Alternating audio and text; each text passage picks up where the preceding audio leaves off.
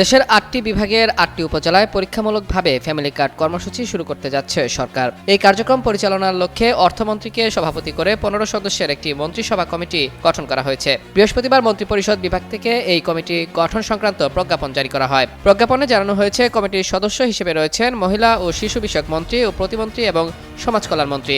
এছাড়া স্থানীয় সরকার, পল্লী উন্নয়ন ও সমবায় মন্ত্রণালয়ের প্রতিমন্ত্রী, উপদেষ্টা রাশেদ আল মাহমুদ তিতুমির ও মাহদি আমিন, মন্ত্রিপরিষদ সচিব সহ ৭টি মন্ত্রণালয়ের সচিব এই কমিটিতে সদস্য হিসেবে অন্তর্ভুক্ত হয়েছেন।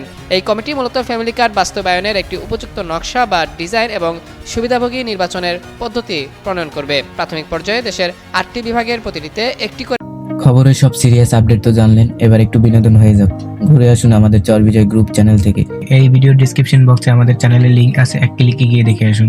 উপজেলা নির্বাচন করে সেখানে এই কার্ড প্রবর্তনের ব্যবস্থা গ্রহণ করা হবে। প্রজ্ঞাপনে আরও জানানো হয়, নারীদের জন্য বিদ্যমান অন্য কোনো কর্মসূচিকে এই কার্ডের ভিত্তি হিসেবে ব্যবহার করা যায় কিনা কমিটি তা পর্যালোচনা করবে।